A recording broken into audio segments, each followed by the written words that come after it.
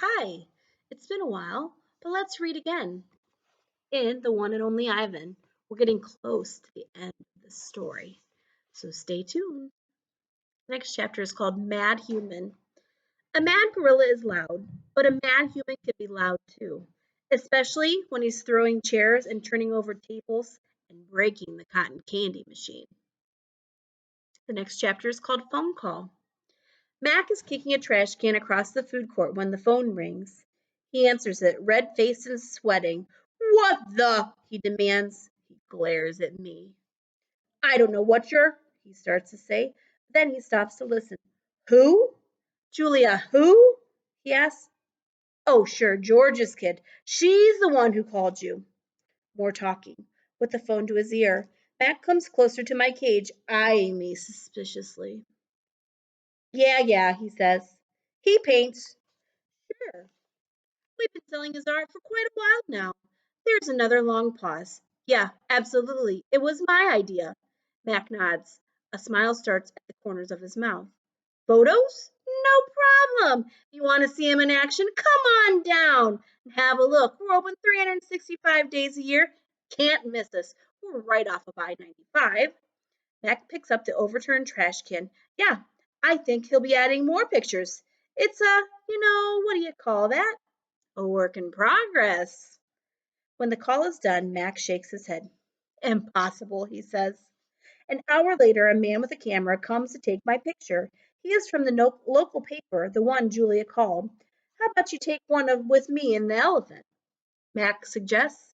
He drapes his arms around Ruby's back, grinning as the camera clicks. "Perfect," the man says. "Perfect," Mac agrees. The next chapter is called A Star Again. A photo of my billboard is in the newspaper. Mac tapes the story onto my window.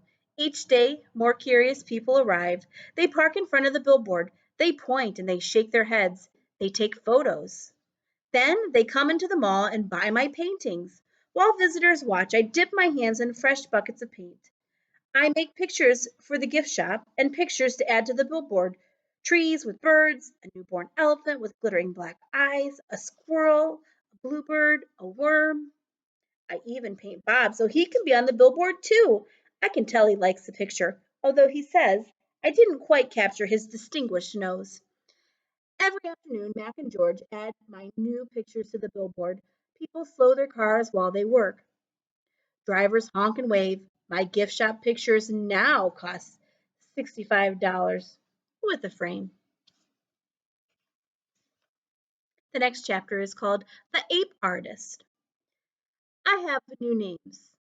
People call me the Ape Artist, the Primate Picasso. I have visitors from morning till night, and so does Ruby. But something's changed for her. Every day at 2, 4, and 7, Ruby plods through the sawdust with Snickers on her back. Every night, she has bad dreams. "Bob," I say after I've soothed Ruby to sleep with a story, "my idea isn't working."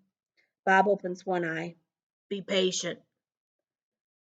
"I've tried to be patient," I said. The next chapter is called Interview. This evening, a man and a woman come to interview Mac, and also George and Julia. The man has a large and heavy camera perched on his shoulder. He films me as I make my pictures.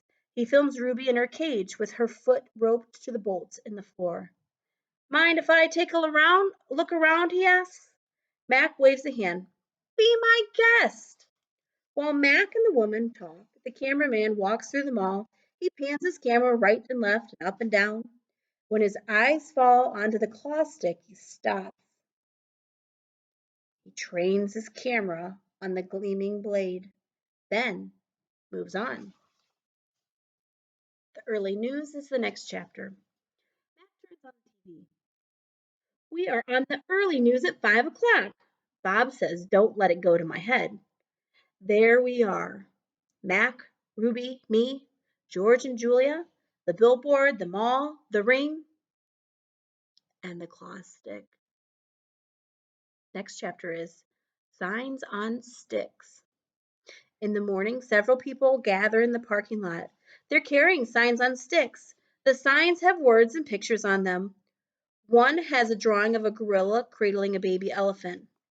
I wish I could read. Protesters. More people with signs come today. They want Ruby to be free. Some of them even want Mac to shut down the mall. In the evening, George and Mac talk about them. Mac says they're protesting the wrong guy. He says they're going to ruin everything.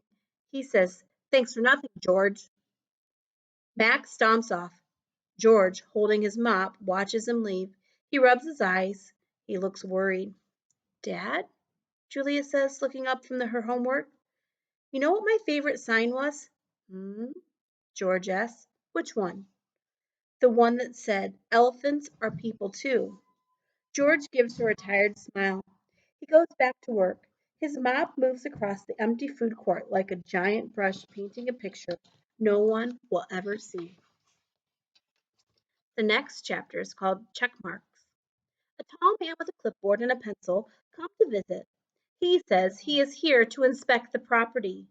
He doesn't say much more, but he makes many checks on his paper. He looks at my floor. Check. He examines Ruby's hay. Check. He eyes the water bowls. Check. Mac watches me scowling. Bob is outside, hiding near the dumpster. He does not want to be a checkmark. The next chapter is called Free Ruby.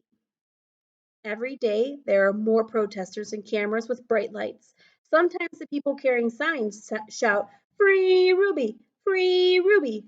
Ivan, Ruby asks, "Why are those people yelling my name? Are they mad at me?" "They're mad," I say, "but not at you."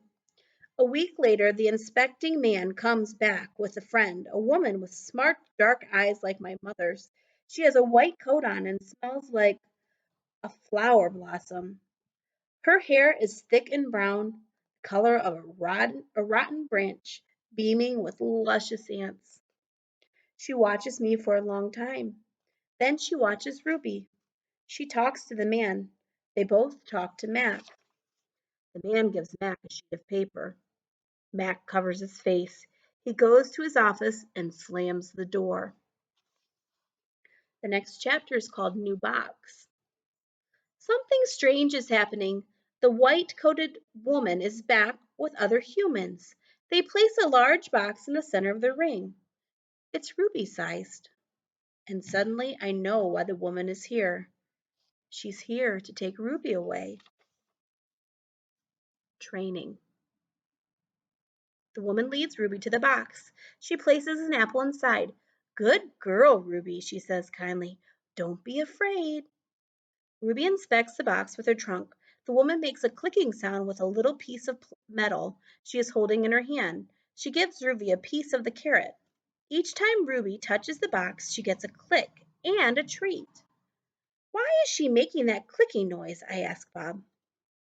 "They do that to dogs all the time," Bob says. I could tell he doesn't approve. "It's called clicker training." They want Ruby to associate that noise with the treat.